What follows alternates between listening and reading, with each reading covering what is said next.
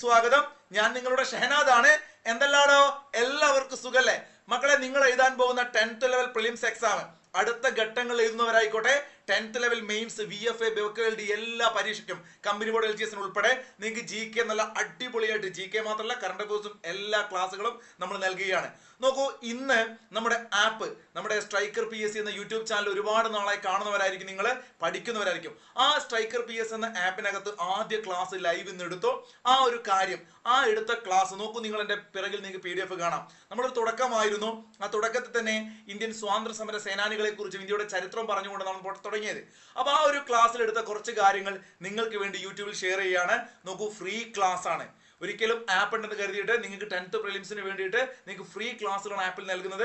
ആപ്പിന്റെ ക്ലാസിന്റെ സ്ഥിതിയൊക്കെ എന്താണെന്ന് പിള്ളേർ തന്നെ പറയും. ഇനി അങ്ങോട്ട് ഓരോ ദിവസവും ബെറ്ററായി നമ്മൾ എടുക്കുകയാണ്. അപ്പൊ ഇന്നൊരു സ്റ്റാർട്ടിംഗ് ക്ലാസ് ആയതുകൊണ്ട് നോക്കൂ, നമ്മൾ ഇന്ന് പഠിച്ചു തുടങ്ങിയത് +1 +2 പാഠഭാഗത്തെ അധികരിച്ചുകൊണ്ടാണ് നമ്മൾ ഇനി പഠിക്കുന്നത്. പ്രത്യേകിച്ച് ജോഗ്രഫി ഒക്കെ നിങ്ങൾക്ക് ഫ്രീ ക്ലാസ് യൂട്യൂബിൽ നൽകിയിട്ടുണ്ട്. നിങ്ങൾ കണ്ടിട്ടുണ്ടാവുമല്ലോ. നിങ്ങൾ ആളുകൾ കാണൽ കുറയുന്നതുകൊണ്ടാണ് യൂട്യൂബ് വീഡിയോസ് അപ്ലോഡ് കുറയുന്നത്. എന്നിരുന്നാലും യൂട്യൂബിലും നമ്മുടെ പുതിയ ആപ്ലിക്കേഷനിലും ഫ്രീ ആയിട്ട് നിങ്ങൾക്ക് എല്ലാവർക്കും ആപ്പ് ഡൗൺലോഡ് ചെയ്യാം. നമ്മുടെ ഫസ്റ്റ് കമന്റിൽ ആപ്പിന്റെ ലിങ്ക് ഉണ്ടാവും, ടെലഗ്രാം ചാനൽ ലിങ്ക് ഉണ്ടാവും. രണ്ടിലും ജോയിൻ ചെയ്യുക. ആപ്പ് ഡൗൺലോഡ് ചെയ്തിട്ട് ഫ്രീ ആയിട്ട് അതിനകത്ത് എൻറോൾ ചെയ്യുക കേട്ടോ. അപ്പോൾ ആ ഒരു ക്ലാസ്സിൽ നമ്മൾ എടുത്തത് എന്തൊക്കെയായിരുന്നു നോക്കൂ. ഇന്ത്യ വിഭജനവുമായി ബന്ധപ്പെട്ടുകൊണ്ട് ഇന്ത്യയിലെ പ്രധാനപ്പെട്ട ഒരു പ്രദേശമായിരുന്നു അന്ന് വടക്കു പടിഞ്ഞാറൻ അതിർത്തി മേഖല. അവിടെ ഇന്ത്യയിലെ നേതാവായിരുന്ന ഖാൻ അബ്ദുൽ ഗാഫർ ഖാനെ കുറിച്ച് +1 +2 പാഠഭാഗത്ത് പറയുന്നുണ്ട്. അദ്ദേഹത്തെ നമ്മൾ അതിർത്തി ഗാന്ധി എന്ന് വിളിക്കാറുണ്ട് അല്ലെ? ബീഹാർ ഗാന്ധി രാജേന്ദ്ര പ്രസാദ് ആണെന്ന് കൂട്ടുകാർക്ക് അറിയാലോ. ബീഹാർ ഗാന്ധി, UP ഗാന്ധി പുരുഷോത്തം ദാസ് ടണ്ടൻ ആണ്. ആ പേര് ഒരു പക്ഷെ ആദ്യമായിട്ട് കേൾക്കുന്നവരായിരിക്കും. 1950 ഇന്ത്യ റിപ്പബ്ലിക് ആയ സമയത്ത് ഇന്ത്യൻ നാഷണൽ കോൺഗ്രസിന്റെ പ്രസിഡന്റ് ആരായിരുന്നു? പുരുഷോത്തം ദാസ് ടണ്ടൻ ആയിരുന്നു. ഉത്തർപ്രദേശ് ഗാന്ധി എന്നറിയപ്പെടുന്നത്. കേരള ഗാന്ധി ആരാണ് മക്കളെ? K കേളപ്പനാണ്. അപ്പൊ ഉത്തർപ്രദേശ് ഗാന്ധി, ബീഹാർ ഗാന്ധി, കേരള ഗാന്ധി, ദക്ഷിണാഫ്രിക്കൻ ഗാന്ധി ആരാണ്? നെൽസൺ മണ്ടേലയാണ്. അങ്ങനെ ഒരുപാട് ഗാന്ധിമാരെ നമുക്കറിയാം. അതിർത്തി ഗാന്ധിയാണ് ആര് പിള്ളേരെ? ഖാൻ അബ്ദുൽ ഗാഫർ ഖാൻ. അദ്ദേഹത്തിന്റെ ഒരു സംഘടനയുണ്ട്, വായിക്കൊള്ളാത്ത പേരാണ്. ഒന്ന് കമന്റ് ചെയ്തേ നിങ്ങൾ. അങ്ങനെയാണെങ്കിൽ വിധിയുമായുള്ള കൂടിക്കാഴ്ച.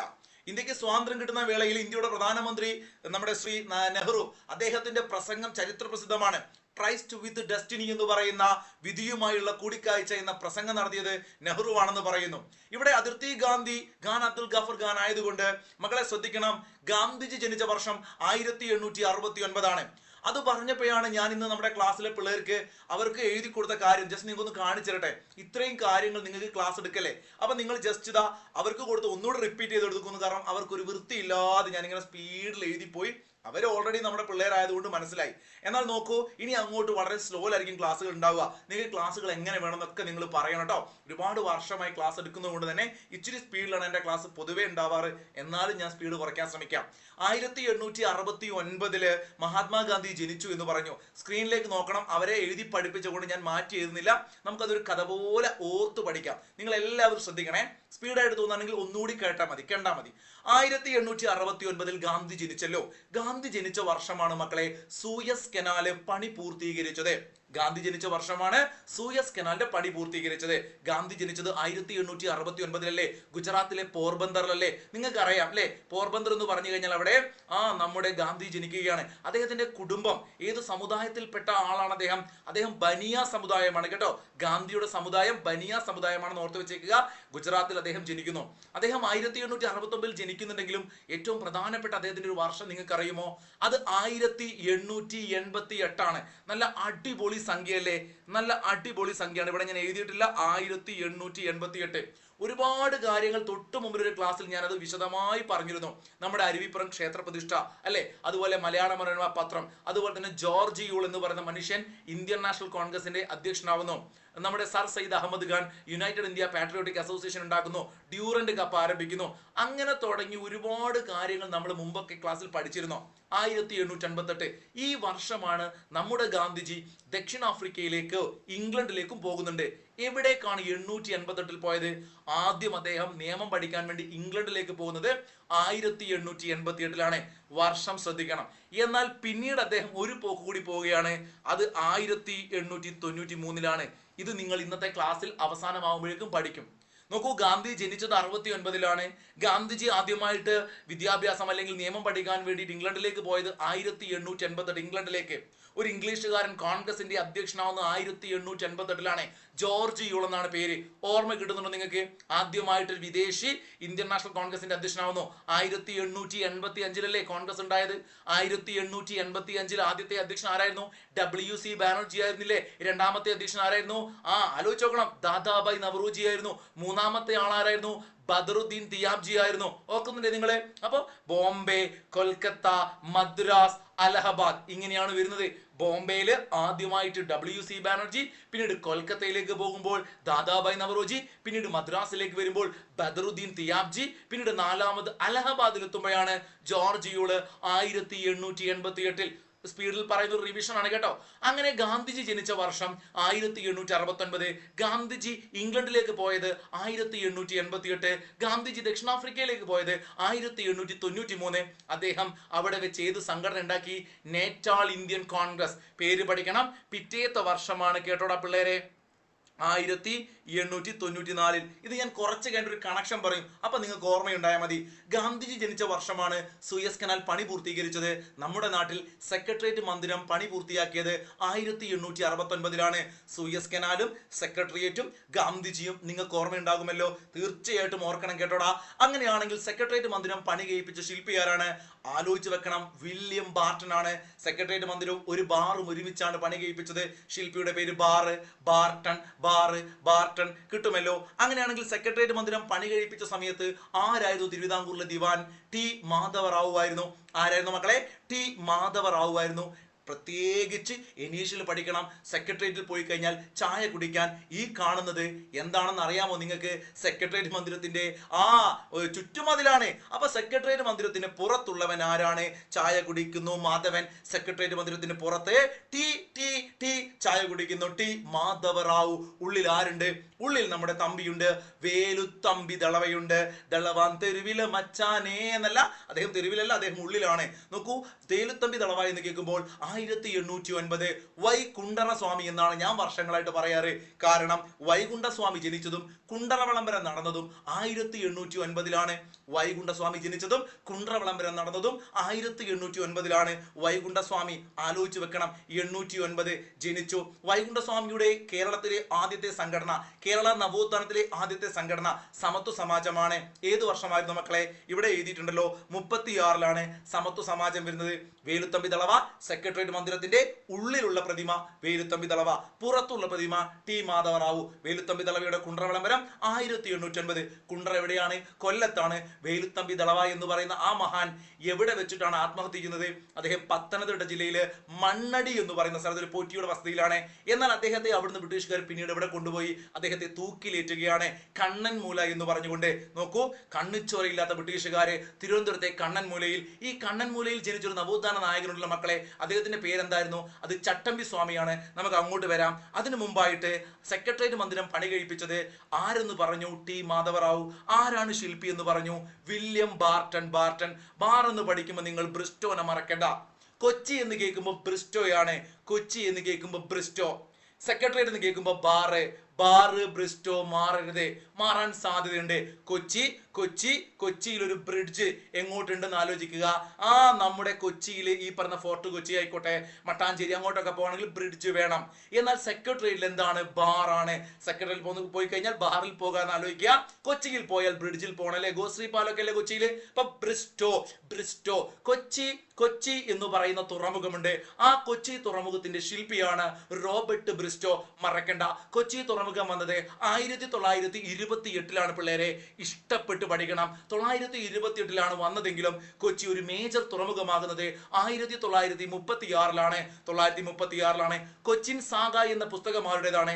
അത് റോബർട്ട് ബ്രിസ്റ്റോയുടേതാണ്. കൊച്ചിൻ സാഗ എന്ന പുസ്തകം ആരുടേതാണ്? അത് റോബർട്ട് ബ്രിസ്റ്റോയുടേതാണ്. അറബിക്കടലിലെ റാണി എന്ന് കൊച്ചിയെ വിളിച്ചത് ആരാണ്? RK ഷൺമുഖ ചെട്ടിയാണ്. RK ഷൺമുഖ ചെട്ടി എന്ന് പറഞ്ഞാൽ മറന്നുപോരുത്. RK ഷൺമുഖ ചെട്ടി കൊച്ചി തുറമുഖത്തെ അറബിക്കടലിലെ റാണി എന്ന് വിളിച്ചു. കഴിഞ്ഞ ദിവസത്തെ 10th പ്രിലിംസ് ഒന്നാം ഘട്ട പരീക്ഷയിൽ ചോദിച്ചത് ഓർമ്മയുണ്ട് നിങ്ങൾക്ക്? വാർത്താവിനിമയ മന്ത്രി, ഇന്ത്യയുടെ ആദ്യത്തെ നെഹ്റുവിന്റെ ക്യാബിനറ്റിലെ വാർത്താവിനിമയം. നോക്കൂ, വാർത്തയിലും ടിവിയിലും അല്ലെങ്കിൽ നമ്മളിലേക്ക് എത്തുന്നു സംഗീതം, പാട്ട്. ഇന്ത്യയിലെ ഏറ്റവും എക്കാലത്തെയും മികച്ച ഗായകൻ. ആ വാർത്താവിനിമയം എന്ന് കേൾക്കുമ്പോൾ മുഹമ്മദ് റാഫി ആലോചിക്കുക. റാഫി അഹമ്മദ് കിദ്വായ്. മക്കളെ, ഇന്ത്യയെ ഒന്നിച്ച, നാട്ടുരാജ്യങ്ങളെ ഏകീകരിച്ച ഇന്ത്യയുടെ ഉരുക്കു മനുഷ്യൻ, ഇന്ത്യയുടെ ബിസ്മാർക്ക്, നമ്മുടെ ആദ്യത്തെ ആഭ്യന്തരമന്ത്രി പട്ടേലല്ലേ? ആഭ്യന്തരമന്ത്രി പട്ടേലല്ലേ? വാർത്താവിനിമയം മുഹമ്മദ് റാഫിയിൽ നിന്നും റാഫി കിട്ടും. അങ്ങനെയാണെങ്കിൽ ചിട്ടി പിടിച്ചാൽ പൈസ ഉണ്ടാക്കാൻ പറ്റും. RK ഷൺമുഖം ചിട്ടി പിടിച്ചാൽ പൈസ ഉണ്ടാക്കാൻ പറ്റും. RK ഷൺമുഖം ചിട്ടി ധനകാര്യമല്ലേ? ആഭ്യന്തരം പട്ടേലാണ്, ധനകാര്യം ഷെട്ടി, റാഫി പാട്ടുകാരൻ. അങ്ങനെയാണെങ്കിൽ നമ്മുടെ ഭരണഘടന ഉണ്ടാക്കിയത് BR അല്ലേ? BR അംബേദ്കർ ആണ് നമ്മുടെ നിയമ വകുപ്പ് മന്ത്രി ആദ്യത്തെ. നമ്മുടെ വിദ്യാഭ്യാസം എന്ന് കേൾക്കുമ്പോൾ നിങ്ങളുടെ മനസ്സിലേക്ക് എന്ത് ഓടി വരും? നിങ്ങളുടെ മനസ്സിലേക്ക് നവംബർ 11 ഓടി വരും. നവംബർ 11 അബ്ദുൽ കലാം ആസാദ്, മക്കയിൽ ജനിച്ച സ്വാതന്ത്ര്യ സമര സേനാനിയാണ് അബ്ദുൽ കലാം ആസാദ്. മറന്നു പോകണ്ട. 1888 നേരത്തെ പറഞ്ഞ കോഡിലെ അതിനകത്ത് അബ്ദുൽ കലാം ആസാദിനെ കുറിച്ച് പറയുന്നുണ്ട്. അദ്ദേഹം ജനിച്ച വർഷം പറയുന്നുണ്ട്. 1888 മക്കയിൽ ജനിച്ച നവോത്ഥാന നായകനല്ല, സ്വാതന്ത്ര്യ സമര സേനാനിയാണ് ആര്? മൗലാന അബ്ദുൽ കലാം ആസാദ്. അദ്ദേഹം വിദ്യാഭ്യാസ മന്ത്രിയാണ്. ഓർത്തു വെച്ചേക്കുക. വ്യവസായം എന്ന് കേൾക്കുമ്പോൾ ശ്യാമപ്രസാദ് മുഖർജി. നോക്കൂ, പ്രസാദത്തിന്റെ വ്യവസായമായിരുന്നു നെഹ്റുവിന്റെ കാലഘട്ടത്തിൽ. നെഹ്റു ഒരു സോഷ്യലിസ്റ്റ് ആണ്, നെഹ്റു ഒരു നിരീശ്വരവാദിയാണ്. അങ്ങനെയാണെങ്കിലും അദ്ദേഹത്തിന്റെ ക്യാബിനറ്റില് പ്രസാദം ഉണ്ടാക്കുന്ന പണിയായിരുന്നു വ്യവസായം. വ്യവസായം എന്ന് പറഞ്ഞാൽ പ്രസാദം എന്ന് പറഞ്ഞാൽ വ്യവസായം. മറക്കണ്ട. ഭാരതീയ ജനതാ പാർട്ടിയുടെ തുടക്കം ജനസംഘത്തിന്റെ ഒക്കെ നേതാവായിരുന്നു പിന്നീട് ശ്യാം പ്രസാദ് മുഖർജി. അവിടെ ഒരു ചോദ്യമുണ്ട്. ശ്യാം പ്രസാദ് മുഖർജി തുറമുഖം എവിടെയാണ്? കൊൽക്കത്തയിലാണ്. നോക്കൂ, വിദ്യാഭ്യാസം കിട്ടി, നിയമം കിട്ടി, വാർത്താവിനിമയം കിട്ടി, ധനകാര്യം പഠിച്ചു, ആഭ്യന്തരം പഠിച്ചു. ഇനി പ്രതിരോധമാണ്. ഇന്ത്യ പാകിസ്ഥാൻ ഇങ്ങനെയുള്ള ബലമാണ്. പിടിക്കുന്നു വലിക്കുന്നു, ബലം. പ്രതിരോധിക്കാൻ ആര് വേണം? ബലം. ബൽദേവ് സിംഗ്. എനിക്ക് വട്ടാണെന്ന് ചിന്തിക്കേണ്ട. ഇങ്ങനെയൊക്കെയാണ് നമ്മൾ ലൈവിൽ അപ്ലിക്കേഷനിൽ പഠിക്കുക. ക്ലാസ് ഇതുപോലെ വേണം. ഇത് ഇച്ചിരി സ്പീഡ് ആണെങ്കിലും ഇതുപോലെ വേണമെങ്കിൽ ലൈവിൽ വരാൻ ഉടൻ തന്നെ ആപ്പ് ഡൗൺലോഡ് ചെയ്യുക. ഫ്രീ ക്ലാസ് കിട്ടും, കേട്ടല്ലോ. സ്ട്രൈക്കർ PS സെർച്ച് ചെയ്യുക. iOS-ലും കിട്ടും, ആൻഡ്രോയിഡിലും കിട്ടും. കിട്ടാത്തവർക്ക് നമ്മുടെ ഡിസ്ക്രിപ്ഷനിലുള്ള നമ്പർ ഉണ്ട്, നമ്പറിലേക്ക് ജസ്റ്റ് ഒന്ന് മെസ്സേജ് അയച്ചാൽ മതി, കേട്ടോ.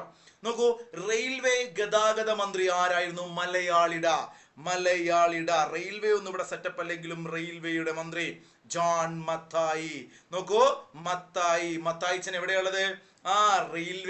റെയിൽവേയിലും ഇങ്ങനെ ട്രെയിനിൽ ഇങ്ങനെ കയറി കഴിഞ്ഞാൽ മത്താണ് ഒരു തലയില് ആ ഒരു മ്യൂസിക്കിൽ മത്ത് പിടിക്കും. റെയിൽവേയിൽ കയറി കഴിഞ്ഞാൽ ആദ്യത്തെ മന്ത്രി മത്തായിച്ചൻ, റെയിൽവേ മന്ത്രി. അങ്ങനെയാണെങ്കിൽ ഭക്ഷ്യ കാർഷിക വകുപ്പ് മന്ത്രി നേരത്തെ പറഞ്ഞു നമ്മൾ, ബീഹാർ ഗാന്ധി രാജേന്ദ്ര പ്രസാദ്. മക്കളെ, ഇവിടെ ഒരു പ്രസാദ് ഉണ്ട്, തെറ്റിക്കരുത്. ഇന്ത്യൻ ഭരണഘടനാ നിർമ്മാണ സഭയുടെ ICA അധ്യക്ഷൻ, സ്ഥിരം ചെയർമാൻ ആരായിരുന്നു? അത് ഡോക്ടർ രാജേന്ദ്ര പ്രസാദ് ആയിരുന്നു. ഓർമ്മയില്ലേ നിങ്ങൾക്ക്? 1946 December 11 doctor Rajendra Prasad Indian ഭരണഘടനയുടെ ICA ഉണ്ടാക്കിയതിന്റെ തലവനും. ഇന്ത്യൻ ഭരണഘടന നിലവിൽ വന്ന 1950 ജനുവരി 26 ഇന്ത്യ റിപ്പബ്ലിക് ആയ സമയത്ത് ഇന്ത്യയുടെ ആദ്യത്തെ പ്രഥമ പ്രസിഡന്റ് ഡോക്ടർ രാജേന്ദ്ര പ്രസാദ്. അദ്ദേഹം അതിനു മുമ്പ് മന്ത്രിയായിരുന്നു. പലർക്കും ഒരു സംശയമാണ്, അല്ലേ ഇയാൾ പ്രസിഡന്റ് അല്ലേ? പ്രസിഡന്റ് ആണെങ്കിലും ആലോചിക്കുക, ഭക്ഷണം രാജേന്ദ്ര പ്രസാദ്, ഭക്ഷ്യ കൃഷി വകുപ്പ് മന്ത്രി രാജേന്ദ്ര പ്രസാദ്. ആലോചിക്കുക. തൊഴിലെന്ന് കേൾക്കുമ്പോൾ നോക്കൂ, നമ്മുടെ ജീവൻ ജഗ്ജീവൻ റാം. നമ്മുടെ ജീവൻ നിലനിന്ന് പോകണമെങ്കിൽ നിങ്ങൾ തൊഴിലെടുക്കണമെന്ന് ആലോചിക്കുക. നിങ്ങൾക്കിപ്പോൾ PSC പഠിക്കുന്ന നിങ്ങളെ സംബന്ധിച്ച് നിങ്ങളുടെ ജീവനാണ് ഒരു ഗവൺമെന്റ് തൊഴില്, അല്ലെ? നിങ്ങളുടെ ജീവനാണ് ഒരു ഗവൺമെന്റ് തൊഴില്. നിങ്ങളുടെ ജീവനാണ് ജഗ്ജീവൻ. നിങ്ങളുടെ ജീവനാണ് PSC തൊഴില്, അല്ലെ? ജഗ്ജീവൻ റാം. ആരോഗ്യത്തിന് വേണ്ടി ആര് വരുന്നു? ഒരു മേഡം വരുന്നു, ഒരു വനിതാ മന്ത്രിയാണ്, രാജ്കുമാരി അമൃത് കൗർ, അല്ലെ? അമൃതം കഴിച്ചു കഴിഞ്ഞാൽ നോക്കൂ, അമൃത് കഴിച്ചു കഴിഞ്ഞാൽ നമുക്ക് മരണം ഉണ്ടാവില്ല, അല്ലെങ്കിൽ മറ്റൊരു പ്രശ്നം ഉണ്ടാവില്ല, ആരോഗ്യം ഉണ്ടാകും. അമൃത് കഴിച്ചാൽ ആരോഗ്യമാണ്. പ്രസാദം ഉണ്ടാക്കുന്നവൻ വ്യവസായിയാണ്. മുഹമ്മദ് റാഫി വാർത്താവിനിമയമാണ്. ട്രെയിനിൽ കയറിയാൽ മത്താകും. കൃഷി എന്ന് കേട്ടാൽ രാജേന്ദ്ര പ്രസാദ്, ചിട്ടി പിടിച്ചാൽ ധനകാര്യം, വിദ്യാഭ്യാസം അബ്ദുൽ കലാം. ഇഷ്ടപ്പെട്ട് പഠിക്കുക, അബ്ദുൽ കലാം ആസാദാണേ. അങ്ങനെ ഇരിക്കുമ്പോൾ മക്കളെ, നമുക്ക് തിരിച്ചു വരാം. ആയില്യം തിരുനാളിന്റെ കാലഘട്ടത്തിൽ, വില്യം ബാർട്ടന്റെ കാലഘട്ടത്തിൽ സെക്രട്ടേറിയറ്റ് മന്ദിരം പണി കഴിപ്പിച്ച സമയത്ത് നോക്കൂ, 1865 69 4 വർഷം മുമ്പല്ലേ പണ്ടാരപ്പാട്ട വിളംബരം നടന്ന സമയത്ത് ആരാണ് തിരുവിതാംകൂർ ഭരണാധികാരി? ആയില്യം തിരുനാൾ. 2 കൊല്ലം കഴിഞ്ഞ് 1867 കാണാപ്പാട്ട വിളംബരം നടന്ന സമയത്ത് ആരാണ് ഭരണാധികാരി? ആയില്യം തിരുനാൾ. അപ്പൊ ഈ കാര്യം മറക്കണ്ട. ടി മാധവറാവു, വില്യം ബാർട്ടൺ, ആയില്യം തിരുനാൾ, പണ്ടാരപ്പാട്ട വിളംബരം, കാണാപ്പാട്ട വിളംബരം. ഇവിടെ വൈകുണ്ഠസ്വാമിയുടെ 36 നിന്ന് നമ്മൾ എങ്ങോട്ട് പോവുകയാണ്? ശ്രീരാമകൃഷ്ണ പരമഹംസറിലേക്ക് പോവുകയാണ്. ശ്രീരാമകൃഷ്ണ പരമഹംസർ എന്ന് പറയുന്ന വ്യക്തി, ഇന്ത്യൻ നവോത്ഥാന നായകൻ, ജനിച്ചത് 36-ലാണ്. കേരളത്തിനകത്ത് സമത്വ സമാജം ഉണ്ടാക്കിയത് 36-ലാണ്. 36 തിരിച്ചിട്ട് കഴിഞ്ഞാൽ ഇദ്ദേഹത്തിന്റെ ശിഷ്യൻ, അരുമ ശിഷ്യൻ വിവേകാനന്ദൻ ജനിക്കുന്നു. അത് ജനിച്ചത് 1863-ലാണ്. 1863 ജനുവരി മാസം 12-ാം തീയതി വിവേകാനന്ദൻ ജനിച്ച ദിവസമാണ് ഇന്ത്യയിലെ ദേശീയ യുവജന ദിനം. 12 യുവ ഡാർവിൻ ദണ്ഡികൾ ബഹിരാകാശത്തെ നഴ്സറിയിൽ ബാലവേല ചെയ്ത് മലാഖയെ പോലെയുള്ള യുവത്വം നശിച്ച് നവംബറിൽ പക്ഷിയിൽ നിന്ന് ന്യൂമോണിയ പിടിപെട്ട് മരിച്ചു. ഇത് നിങ്ങളുടെ മാഷിന്റെ ഒരു കോഡാണ്. 10 വർഷം മുമ്പ് PSC അത് പഠിപ്പിച്ചു തുടങ്ങിയ സമയത്തും അതിനു മുമ്പ് പഠിക്കുന്ന സമയത്തും ഉണ്ടാക്കിയ കോഡാണ്. അന്നോട്ടേ ഇങ്ങനെ പറഞ്ഞ് പിള്ളേരിലേക്ക് എത്തിയ കോഡാണ് വർഷങ്ങളായിട്ട്. അപ്പൊ നോക്കൂ, അത് ജനുവരി മുതൽ നവംബർ വരെയുള്ള എല്ലാ 12 ആ കോഡിനകത്തുണ്ട്. അങ്ങനെയുള്ള ഒരു കോഡ് നമുക്ക് കുറച്ച് കഴിഞ്ഞിട്ട് പറയാം. ആ കോഡിനകത്ത് 12 എന്ന് കേട്ടാൽ ആലോചിക്കുക, ജനുവരി 12 യുവജന ദിനം, ഓഗസ്റ്റ് 12 ദേശീയ അല്ല ലോകത്ത്, ജനുവരി ദേശീയം, ഓഗസ്റ്റ് ലോകം. അപ്പൊ ഓഗസ്റ്റ് 12 ലോക യുവജന ദിനമാണെങ്കിൽ ജനുവരി 12 ദേശീയ യുവജന ദിനമാണ്. വിവേകാനന്ദൻ ജനിച്ചു, പൽപ്പു ജനിച്ചു, അയ്യങ്കാളി ജനിച്ചു 63. അയ്യങ്കാളിയുടെ ഡേറ്റ് പഠിക്കണം, ഓഗസ്റ്റ് 28 അയ്യങ്കാളി. 10 കൊല്ലം മുമ്പ് ആര് ജനിച്ചു എന്നാ പറഞ്ഞത്? ചട്ടമ്പി സ്വാമി ജനിച്ചു ഓഗസ്റ്റ് 25. ഓഗസ്റ്റ് 25 ജീവകാരുണ്യ ദിനമാണ്. ജീവകാരുണ്യ ദിനമാണ്.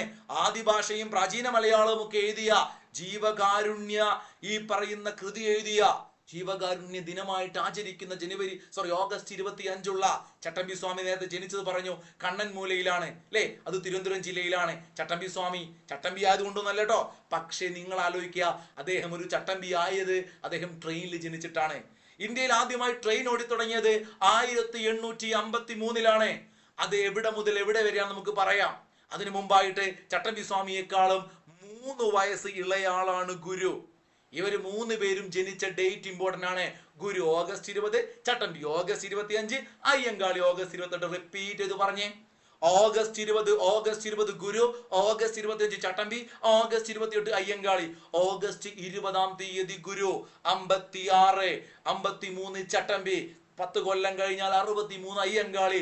അയ്യങ്കാളിയും പൽപ്പുവും വിവേകാനന്ദനും ഒരേ വർഷം. പൽപ്പു എന്ന് കേട്ടാൽ പല്ലൊന്നും ഇല്ലെങ്കിൽ ചെറിയ മക്കളെ, അല്ലെങ്കിൽ പൽപ്പല്ലുള്ള കുഞ്ഞു മക്കളെ എപ്പോഴും അപ്പി ഇട്ടുകൊണ്ടിരിക്കും, കുട്ടി അപ്പി ഇട്ടുകൊണ്ടിരിക്കും. പല്ലില്ല, കുട്ടി അപ്പി എന്നാണ് പൽപ്പുവിന്റെ പേര്. അയ്യങ്കാലിയുടെ പേര് കാളി എന്നുണ്ട്. ചട്ടമ്പി സ്വാമികളുടെ പേര് അയ്യപ്പൻ എന്നാണ്. കുഞ്ഞൻ പിള്ളയെ എന്ന് വിളിച്ചിരുന്നു. പിന്നീടാണ് ചട്ടമ്പി സ്വാമികളെന്നും ഷൺമുഖദാസൻ എന്നും ഭട്ടാരകൻ എന്നും ശ്രീ ബാലഭട്ടാരകൻ എന്നൊക്കെ നമ്മൾ വിളിച്ചത് ചട്ടമ്പി സ്വാമികളെ. ഗുരുവിനെ വിളിച്ചിരുന്നത് എന്തായിരുന്നു മക്കളെ? ഗുരുവിനെ വിളിച്ചിരുന്നത് നാണു എന്നായിരുന്നു. വയൽവാരം വീട്ടിലാണ് ആര് ജനിക്കുന്നത്? മാടനാശാന്റെയും കുട്ടിയമ്മയുടെ മകനായിട്ട് ശ്രീനാരായണ ഗുരു ജനിക്കുന്നത്. അദ്ദേഹം ജനിക്കുന്നത് ചെമ്പഴന്തിയിലാണ്. മറക്കണ്ട, 1856 ഓഗസ്റ്റ് മാസം 20-ാം തീയതിയാണ് നാണു ജനിക്കുന്നത്. 1903 മെയ് 15 കൃത്യമായിട്ട് പഠിക്കണം. 1903 മെയ് 15 എന്താണ്? SNDP ശ്രീനാരായണ ഒരു സംഘടന ഉണ്ടാക്കുകയാണ്. ഗുരുവിന്റെ നേതൃത്വത്തിൽ ഒരു സംഘടന ഉണ്ടാക്കിയാണ്. ആ സംഘടനയുടെ മുഖപത്രമായ വിവേകോദയം വരുന്നു 1904. വിവേകോദയത്തിന്റെ പത്രാധിപർ ആരായിരുന്നു? M ഗോവിന്ദനാണ് ആദ്യത്തെ പത്രാധിപർ. ഗുരുവല്ല, നമ്മുടെ കുമാരനാശനല്ല, പൽപ്പു അല്ല, M ഗോവിന്ദൻ. വിവേകോദയം 1904 വരുന്നു. മെയ് 15 1903 SNDP വരുന്നു. എന്നാൽ നോക്കൂ, ശിവഗിരി ഒരു മഠം ഉണ്ടാക്കുന്നു 1904. നോക്കൂ, 903 SNDP ആണെങ്കിൽ അതിനുശേഷം പിറ്റേത്തെ വർഷം ശിവഗിരി മഠം ഉണ്ടാക്കുന്നു. എന്നാൽ ചോദ്യം നിങ്ങളോട് ചോദിക്കുക, 1913 ആലുവയിൽ അദ്വൈതാശ്രമം ഉണ്ടാക്കിയ വർഷം കൃത്യമായി പഠിക്കണം. 913 SNDP, 913 ആലുവയിൽ അദ്വൈതാശ്രമം. അവിടെയാണ് വിവേകാനന്ദനെ കുറിച്ച് ഞാൻ നേരത്തെ പറഞ്ഞത്. വിവേകാനന്ദൻ കേരളത്തിൽ വരുന്നുണ്ട് 1892. ഇവിടെ ഞാൻ കൊടുത്തിട്ടില്ല. എന്നാൽ നിങ്ങൾ ആലോചിക്കുക, ഇവിടെ ഇദ്ദേഹം ഇവിടെ വന്നിട്ട് 1892 ഭ്രാന്തന്മാരെ എന്ന് വിളിക്കുകയാണ്. എന്നിട്ട് ഭ്രാന്തന്മാരെ എന്ന് വിളിച്ചു. അദ്ദേഹം പറയുന്നുണ്ട്, ഞാൻ മലബാറിൽ ഞാൻ കണ്ട ഒരേ ഒരു മനുഷ്യൻ എന്ന് ചട്ടമ്പി സ്വാമിയെ നോക്കി പറയുന്നുണ്ട് കേട്ടോ. നല്ല ബന്ധം, അതുകൊണ്ട് ഞാൻ അടുത്തടുത്ത് എഴുതിയതാ. ഹേ മനുഷ്യ, മലബാറിൽ ഞാൻ കണ്ട ഒരേ ഒരു മനുഷ്യൻ നിങ്ങളാണെന്ന് പറയാ. അപ്പൊ തിരിച്ചെന്ത് ചെയ്യുന്നു? ചട്ടമ്പി അങ്ങോട്ട് പൊക്കുക. അങ്ങൊരു ഗരുഡനാണെങ്കിൽ ഞാൻ വെറും ഒരു കൊതുകാണ് ചേട്ടാ എന്ന് ചട്ടമ്പി അങ്ങോട്ട് പറയാ. ഒരു പാലട്ട് അങ്ങോട്ടും ഇങ്ങോട്ടും വേണ്ടേ? അങ്ങോട്ടും ഇങ്ങോട്ടും പൊക്കലെന്നാ. അപ്പൊ വിവേകാനന്ദൻ തിരിച്ചു പൊക്കും. തീ പോലുള്ള വാക്കുകൾ മൂലം കത്തിപ്പോകാഞ്ഞത് ഭാഗ്യം. എന്റെ പിള്ളേരെന്നോട് പറയും, തീ പോലുള്ള ക്ലാസ്സുകൾ മൂലം നമ്മുടെ ടെലഗ്രാമും യൂട്യൂബും കത്തിപ്പോകാഞ്ഞത് ഭാഗ്യം എന്ന് പറയും. ഇനി പറയാം, ആപ്പ് കത്തിപ്പോതെ. ആപ്പിൽ ഫുൾ ടൈം മെന്റർഷിപ്പ് ബാച്ച് ആണ്.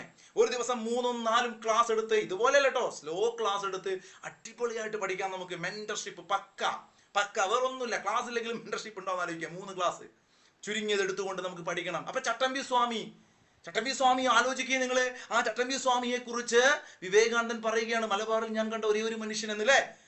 കേരളത്തെ നോക്കി ഭ്രാന്താലയം എന്ന് വിളിച്ചു. അങ്ങനെ 92 കേരളത്തിൽ വന്നു. അദ്ദേഹം കാല് കുത്തിയത് ഷൊർണൂരായിരുന്നു.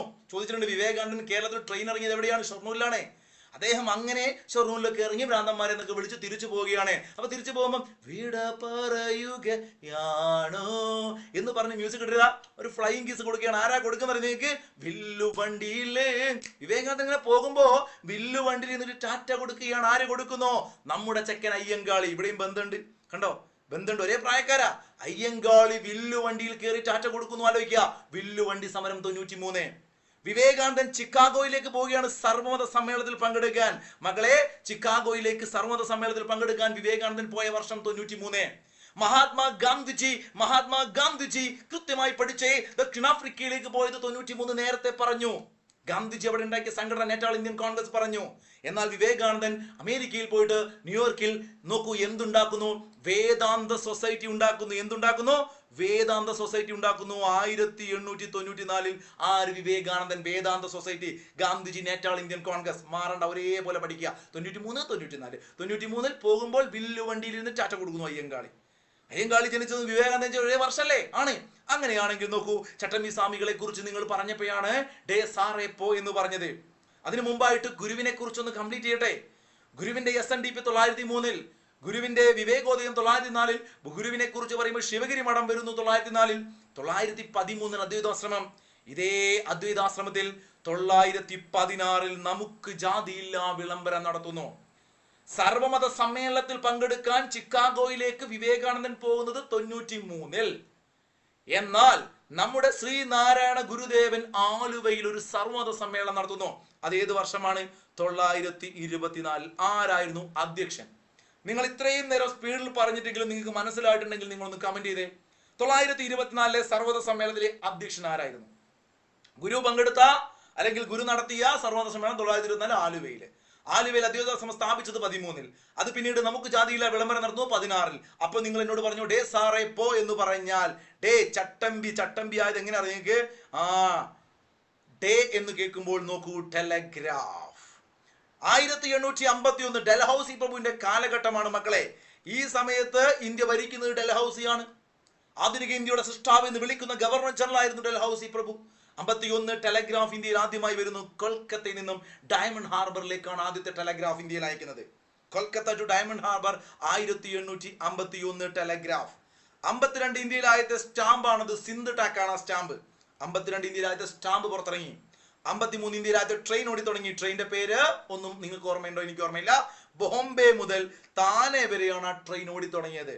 53 ട്രെയിന് ബോംബെ മുതൽ താനെ വരെ. 54 ഇന്ത്യയിലെ ആദ്യത്തെ ആധുനിക പോസ്റ്റൽ സർവീസ് ആരംഭിക്കുന്നത്. ടെലഗ്രാഫ് ഇന്ത്യയിൽ നിരോധിക്കുന്നത് അല്ലെങ്കിൽ നിർത്തലാക്കുന്നത് 2013 നിർത്തലാക്കുന്നത്. കേരളത്തിനകത്ത് 1861 മാർച്ച് 12 SCERT ആണ് പഠിക്കണം. കേരളത്തിൽ ആദ്യമായി ട്രെയിൻ ഓടി തുടങ്ങി 1861. ഇന്ത്യയിൽ ആദ്യമായിട്ട് ചട്ടമ്പി ജനിച്ചപ്പോൾ 53. രണ്ടും പഠിക്കാൻ കണക്ഷൻ നിങ്ങൾ ഉണ്ടാക്കി വെക്കണം. 53, 61 മാർച്ച് 12. മാർച്ച് 12 എന്ന് കേൾക്കുമ്പോൾ നേരത്തെ നിങ്ങളോട് ഞാൻ പറഞ്ഞു കോഡ് ഞാൻ പറയാം. 12 യുവ ഡാർവിൻ. ഓക്കെ, ദണ്ഡികൾ എന്ന് ഞാൻ പറയും, പക്ഷേ നിങ്ങൾ ആലോചിക്കുക ദണ്ഡി. ഓക്കെ, 12 യുവ ഡാർവിൻ ദണ്ഡികൾ ബഹിരാകാശത്തെ നഴ്സറിയിൽ ബാലവേല ചെയ്ത് മാലാഖയെ പോലെയുള്ള യുവത്വം നശിച്ച്, മാലാഖയെ പോലെയുള്ള യുവത്വം നശിച്ച് നവംബറിൽ പക്ഷിയിൽ നിന്ന് ന്യൂമോണിയ പിടിപെട്ട് മരിച്ചു. ഇതാണ് നമ്മുടെ കോഡ്. ഒന്ന് ആലോചിച്ച് നോക്കിക്കേ. എന്റെ പിറകിൽ നിങ്ങൾ കാണുന്നുണ്ടോ എന്ന് എനിക്ക് അറിയത്തില്ല. 12 യുവ ഡാർവിൻ തെണ്ടികൾ ബഹിരാകാശത്തെ നഴ്സറിയിൽ ബാലവേല ചെയ്ത് മാലാഖയെ പോലെയുള്ള യുവത്വം നശിച്ച് പക്ഷിയിൽ നിന്ന് ന്യൂമോണിയ പിടിപെട്ട് മരിച്ചു. 12 യുവ ഡാർവിൻ തെണ്ടികൾ ബഹിരാകാശത്തെ നഴ്സറിയിൽ ബാലവേല ചെയ്ത് മാലാഖയെ പോലെയുള്ള യുവത്വം നശിച്ച്. നോക്കൂ, നവംബറിൽ പക്ഷിയിൽ നിന്ന് ന്യൂമോണിയ പിടിപെട്ട് മരിച്ചു. 12 ദേശീയ യുവജന ദിനം. ഡാർവിൻ ഡേ ഫെബ്രുവരി 12. ദണ്ഡി ദിനം, ദണ്ഡി കടപ്പുറത്തേക്ക് മഹാത്മാഗാന്ധിജി പോകുന്നു മാർച്ച് 12. ഏപ്രിൽ 12 ലോക ബഹിരാകാശ ദിനം. യൂറി ഗഗാറിൻ പോയതിന്റെ ഓർമ്മയ്ക്ക് 1861 പോകുന്നത്. അപ്പൊ അങ്ങനെയാണെങ്കിൽ 800 എന്നാ പറഞ്ഞല്ലേ. അപ്പോ ഈ 963 കേട്ടോ, 1961 പോകുന്നു. അങ്ങനെയാണെങ്കിൽ നോക്കൂ, ഈ പറയുന്ന നഴ്സസ് ഡേ ആതുര ശുശ്രൂഷ ദിനം മെയ് 12, ജൂൺ 12 ബാലവേല വിരുദ്ധ ദിനം, ജൂലൈ 12 മലാല ഡേ, യുവത്വം ഓഗസ്റ്റ് 12. എല്ലാ 12 കിട്ടി. ബാലവേല കിട്ടി, മലാല ഡേ കിട്ടി, ലോക യുവജന ദിനം കിട്ടി, നഴ്സസ് ഡേ കിട്ടി, ബഹിരാകാശ ദിനം കിട്ടി, ദണ്ഡി ദിനം കിട്ടി, ഡാർവിൻ ഡേ കിട്ടി, യുവജന ദിനം കിട്ടി, ദേശീയം അല്ലേ. 12 യുവ ഡാർവിൻ ദണ്ഡികൾ ബഹിരാകാശ നഴ്സറിയിൽ ബാലവേല ചെയ്ത് മാലാഖയെ പോലുള്ള യുവത്വം നശിച്ചു. നവംബറിൽ പക്ഷി നിരീക്ഷണ ദിനം. ഡോക്ടർ സലീം അലിയുടെ ജന്മദിനം നവംബർ 12 ആണ്. അന്ന് ദേശീയ പക്ഷി നിരീക്ഷണ ദിനമാണ്. ഫാദർ ഓഫ് ഇന്ത്യൻ ഓർണിത്തോളജി, പക്ഷികളെ കുറിച്ച് നിരീക്ഷിക്കുന്ന ശാസ്ത്രശാഖയാണ് ഓർണിത്തോളജി. അത് A.O. ഹ്യൂം ആണ്. 1885 നേരത്തെ പറഞ്ഞില്ലേ. ആദ്യമായി ഇന്ത്യൻ നാഷണൽ കോൺഗ്രസിന്റെ പ്രസിഡന്റ് W.C. ബാനർജി ആണെന്ന് പറഞ്ഞില്ലേ. Secretary A.O. ഹ്യൂം ആയിരുന്നു. ആരായിരുന്നു? A.O. ഹ്യൂം. അല്ലേ, അലൻ ഒക്ടോവിയൻ ഹ്യൂം. അദ്ദേഹമാണ് ഫാദർ ഓഫ് ഓർണിത്തോളജി കേട്ടോ. അപ്പൊ പക്ഷി നിരീക്ഷണം സലീം അലി. സലീം അലിയുടെ പേരിലുള്ള പക്ഷി സങ്കേതം ഏതാ? തട്ടേക്കാട്. തട്ടേക്കാട് പക്ഷി സങ്കേതം വന്ന വർഷം ഏതാ? 1983 തട്ടേക്കാട് വരുന്നത്. K.K. നീലകണ്ഠന്റെ പേരുള്ള പക്ഷി സങ്കേതം ഏതാ? ചൂലന്നൂർ. എവിടെയാ? പാലക്കാട്. മയിൽ സംരക്ഷണ കേന്ദ്രമാണ്. മറന്നുപോരുത്, ഇതൊക്കെ മാറരുത്. K.K. നീലകണ്ഠൻ ചൂലന്നൂർ ആണെങ്കിൽ സലീം അലി തട്ടേക്കാടാണ്. കേട്ടല്ലോ. കേരളത്തിലെ ആദ്യത്തെ പക്ഷി സങ്കേതം തട്ടേക്കാടാണ്, 1983. അപ്പൊ പക്ഷി നിരീക്ഷണ ദിനം നവംബർ 12. നവംബർ 11 നേരത്തെ പറഞ്ഞു, വിദ്യാഭ്യാസ ദിനം. ന്യൂമോണിയ ഡേ നവംബർ 12 ആണ്. ന്യൂമോണിയ പിടിപെട്ട് മരിച്ച ദേശീയ നേതാവാര്? PYQ ആണ്. ബാലഗംഗാധര തിലകനാണ് ന്യൂമോണിയ പിടിപെട്ട് മരിച്ചത്. 1920 നിസ്സഹകരണ പ്രസ്ഥാനം ഗാന്ധിജി ആരംഭിക്കാൻ പോയ വർഷം മരണപ്പെട്ട ദേശീയ നേതാവായിരുന്നു തിലകൻ. അവിഭക്ത ഇന്ത്യയുടെ പിതാവായിരുന്നു തിലകൻ. മറാത്ത കേസരി എന്ന പത്രങ്ങള് അല്ലെങ്കിൽ മാസികകള് തിലകന്റേതായിരുന്നു. മറാത്ത എന്ന് പറഞ്ഞാൽ ഇംഗ്ലീഷ് ഭാഷയിലും അല്ലെ, കേസരി എന്ന് പറഞ്ഞാൽ മറാത്ത ഭാഷയിലുമായിരുന്നു. അപ്പോ ഈ പറയുന്ന ഇന്ത്യയിലെ ഏറ്റവും പ്രധാനപ്പെട്ട തീവ്ര നേതാവായിരുന്ന തിലകൻ മരണപ്പെട്ടത് ന്യൂമോണിയ പിടിപെട്ടാണ്. ന്യൂമോണിയ ഡേ എന്ന് ചോദിച്ചാൽ എന്താണ്? അത് നവംബർ 12 ആണ്. 12 വേണമെങ്കിൽ തിരിച്ചിടാം, നവംബർ 21. TB ഡേ ആണ്. ട്യൂബർകുലോസിസ് അല്ല കേട്ടോ, ടെലിവിഷൻ ഡേ നവംബർ 21 ആണ്. അങ്ങനെ എല്ലാം നമുക്ക് തിരിച്ചിടാം ഈ 21 വെച്ച്, അത് പിന്നീട് പറയാം. അപ്പൊ നോക്കൂ, മാർച്ച് 12 ദണ്ഡി കടപ്പുറത്തേക്ക് മഹാത്മാഗാന്ധിജി പോകുന്നു, 78 പേരെയും കൂട്ടിയിട്ട് അല്ലെ. മഹാത്മാഗാന്ധിജി ഉപ്പ് കുറുക്കാൻ പോവുകയാണ്. എന്നാൽ 72 പേരായിരുന്നു കോൺഗ്രസിന്റെ INC-യുടെ ആദ്യ സമ്മേളനത്തിൽ പങ്കെടുത്തത്. 72 പേരായിരുന്നു. 78 പേര് ദണ്ഡി കടപ്പുറത്തേക്ക് പോയി. മഹാത്മാഗാന്ധിയോടൊപ്പം പോയ പല ആളുകളില് മലയാളികൾ 4 പേരുണ്ട്. ഒന്ന് കൃഷ്ണന്, ഒന്ന് വാള്, ഒന്ന് ശങ്കരന്, ഒന്ന് ടൈറ്റാനിക്. ഒരു വാളും പിടിച്ചുകൊണ്ട് കൃഷ്ണനും ശങ്കരനും ടൈറ്റാനിക്കിൽ ഇങ്ങനെ പോവുകയാണ് ഗാന്ധിയോടൊപ്പം. വാള് പിടിച്ചുകൊണ്ട് കൃഷ്ണനും ശങ്കരനും നോക്കണേ ടൈറ്റാനിക്കിൽ ഇങ്ങനെ പോവുകയാണ്. ആരെ കൂടെ? ഗാന്ധിയുടെ കൂടെ. മറക്കണ്ട. ഇവിടെ മഹാത്മാഗാന്ധി ദണ്ഡി കടപ്പുറത്ത് അതിന്റെ ഭാഗമായിട്ട് ഉപ്പ് സത്യാഗ്രഹത്തിന്റെ ഭാഗമായിട്ട് ആദ്യമായി അറസ്റ്റ് വരിക്കപ്പെട്ടത് സർദാർ വല്ലഭായ് പട്ടേലാണ്. പട്ടേലിന്റെ കൂടെ ആദ്യമായിട്ട് അല്ലെങ്കിൽ ആ സമരത്തിൽ ആദ്യമായി അറസ്റ്റ് ചെയ്ത വനിത രുക്മിണി ലക്ഷ്മിപതിയാണ്. പട്ടേലിനെ കുറിച്ച് നോക്കൂ മക്കളെ, വിശദമായി പട്ടേലിനെ കുറിച്ച് പഠിക്കാനുണ്ട്. അതുകൊണ്ട് ഞാൻ പറയുന്നില്ല.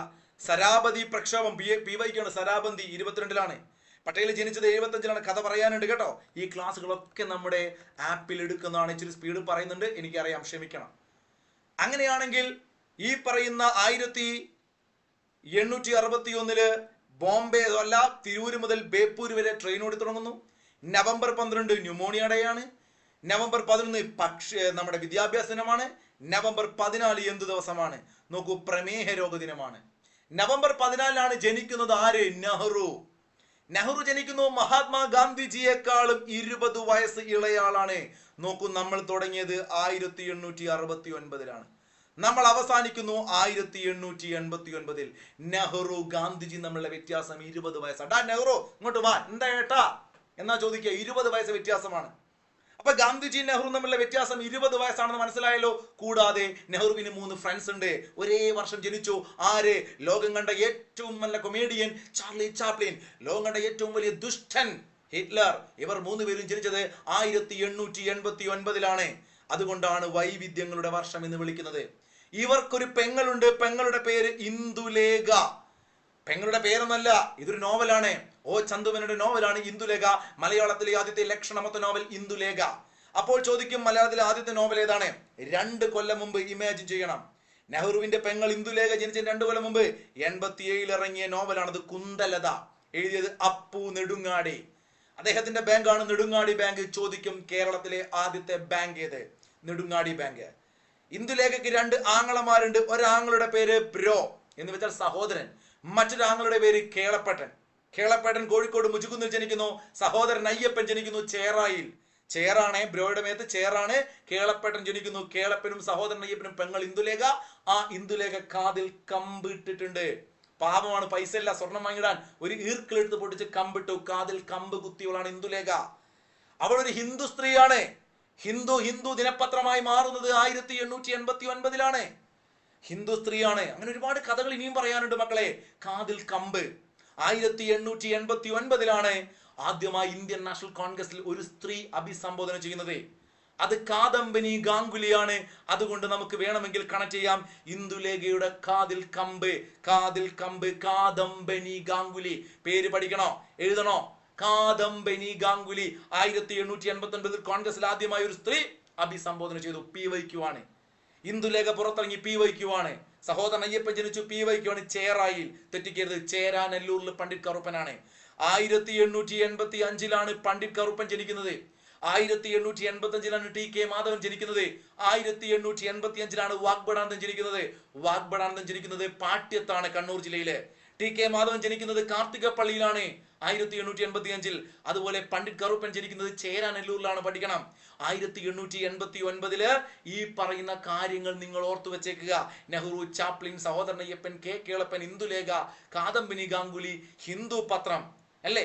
അവിടെ നിന്നും നമ്മള് ഒരു ചെറിയ പോയിന്റ് പറയാം. അദ്ദേഹം ജനിച്ചത് നവംബർ മാസം 14 അന്ന് ലോക പ്രമേഹ രോഗ ദിനമാണ്. ലോക പ്രമേഹ രോഗ ദിനം. നെഹ്റുവുമായി ജനിച്ച ഒരു ബന്ധവുമില്ല.